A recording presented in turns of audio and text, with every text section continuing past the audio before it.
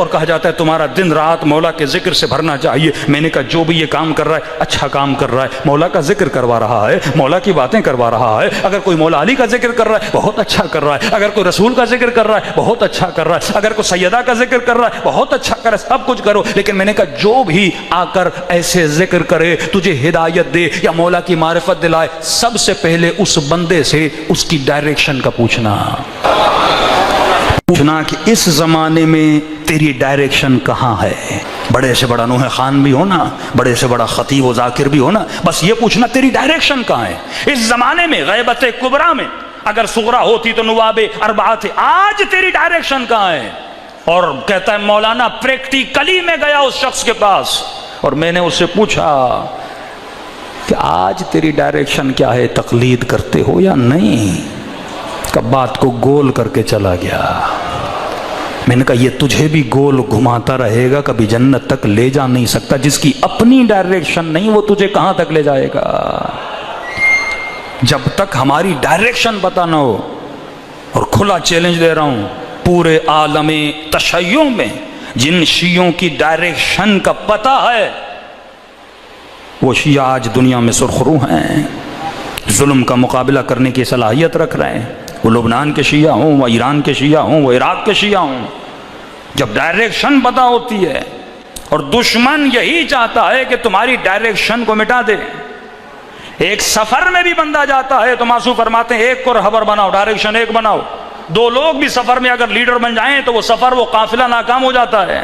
گھر چلانے میں بھی فرماتے ہیں ایک بندہ لیڈر بنے, وہ عورت بنانا یا مرد کوئی بھی ایک لیڈر بناؤ. گھر میں بھی اگر لیڈر دو ہوں گے گھر تباہ ہو جاتا ہے. اسی طرح ڈائریکشن اپنی مقرر کرو. ایک وقت میں دو مجتہد کی تقلید نہیں کر سکتے.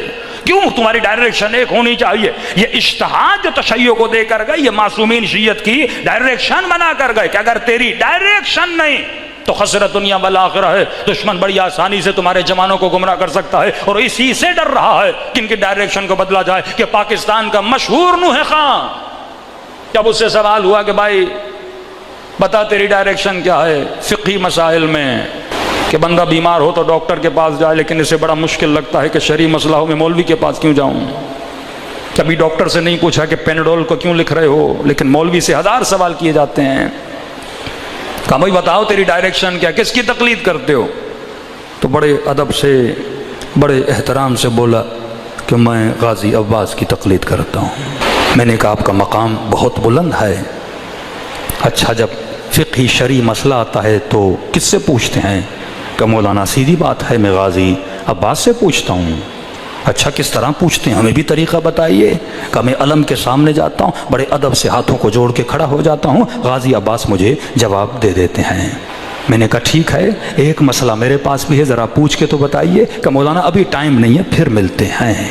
بالفرض اگر کوئی اتنا نیک بن جائے کہ اپنا ہر مسئلہ غیب کے ذریعے سے امام زمانہ سے پوچھے, بھائی تو نیک ہے نا, لوگ کیا کریں؟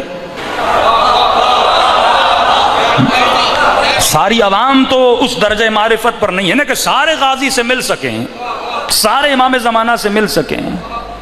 اگر 100 لوگ 200 لوگ 500 لوگ کا مجمع ہے, کتنے لوگوں نے امام زمانہ کو دیکھا پورے مجمع میں سے؟ بڑی مشکل سے شاید 2 لوگ ہوں جن کو مولا کی زیارت ہوئی ہو. تو اسلام جو قانون بناتا ہے وہ کلی قانون بناتا ہے. اسلامی قوانین فرد کے لیے نہیں ہوتے, اجماع کے لیے ہوتے ہیں, اکثریت کے لیے ہوتے ہیں. ہاں ہو سکتا ہے کوئی فرد اتنا متقی